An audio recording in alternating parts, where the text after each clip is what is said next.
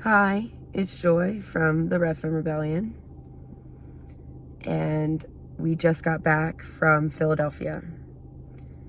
I got in this car about 13 or 14 hours ago, and it was about a 4-hour drive. We went to protest Lia Thomas, the male athlete that's being allowed to compete under a female identity, allowed to cheat under a female identity.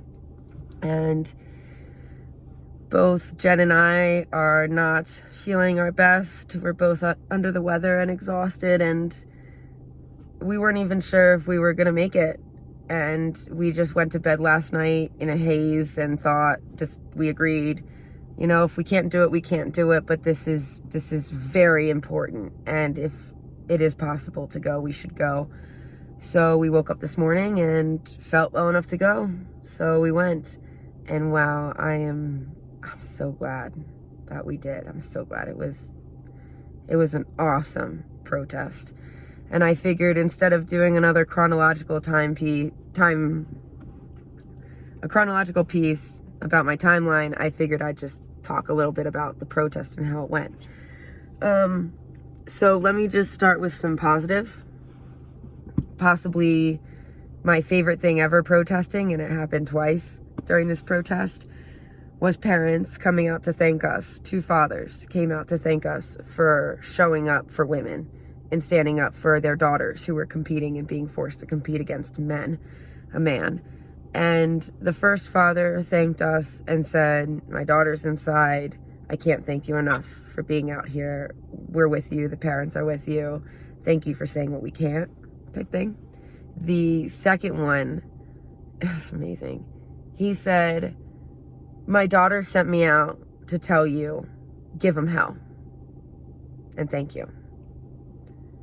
So the women knew that we were out there speaking up for them, demanding fairness for them because they were being silenced.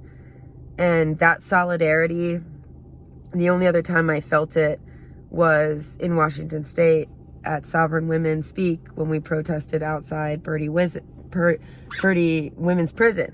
And being able to protest and see the women inside and have that solidarity of them knowing that we're there for them and seeing them waving at us and, blowing kisses from the window. Like, that is an amazing feeling.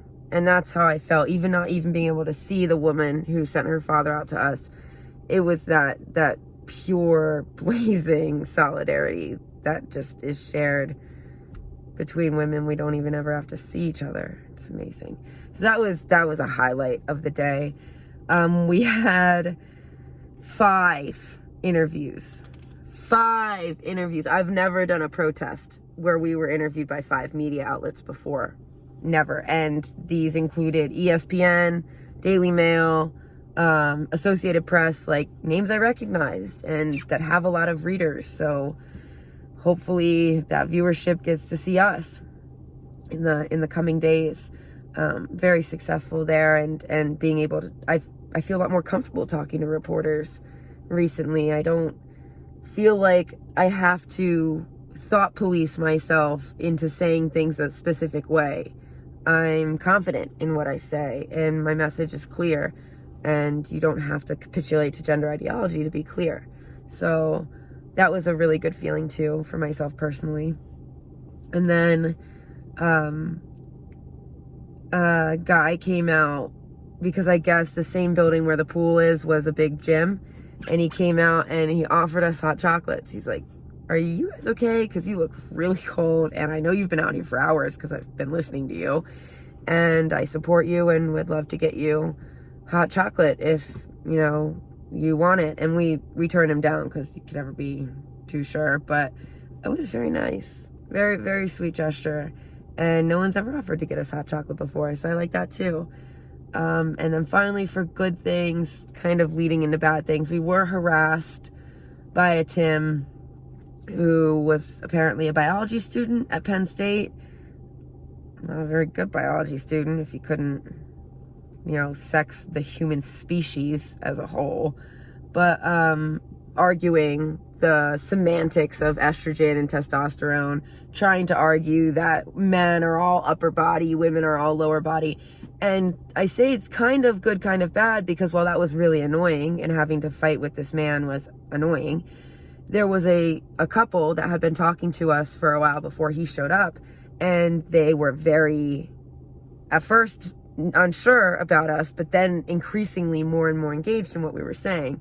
I felt like the guy kind of already had a handle on the talking points, but the woman said, I don't know if I have an opinion about this. By the end of the conversation, she had an opinion, and it was the right one. Because this man, it was just gaslighting. And she's looking at him, not her partner, but Tim we're talking to, and saying, how can you say that lower body is all women? What about powerlifting? What about track? What about men's hurdles? Like, you could see the pieces, just the dots connecting in that train of logical thought of how this is not fair.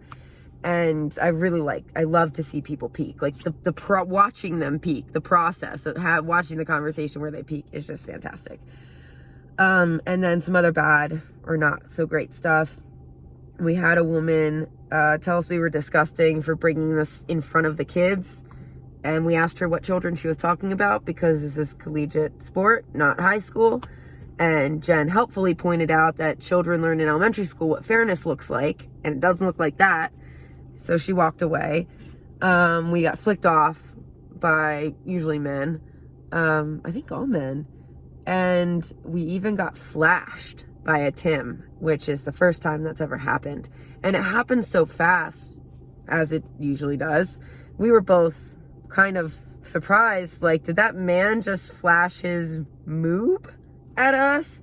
This man in a dress walked by, pulled his shirt, dress thing down, pulled out and squished up his moob, and presented it to us as he walked by.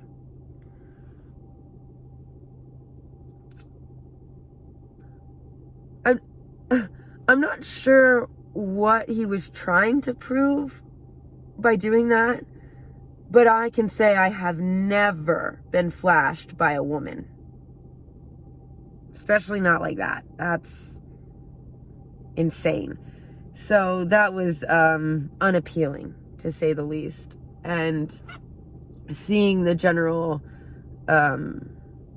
outrage about us being there, it was, I say general outrage, but the people who were outraged, we kind of expected that. I mean, I think we're always surprised by the amount of support we get, that we don't really expect it. But the normal average person, they all know this is BS.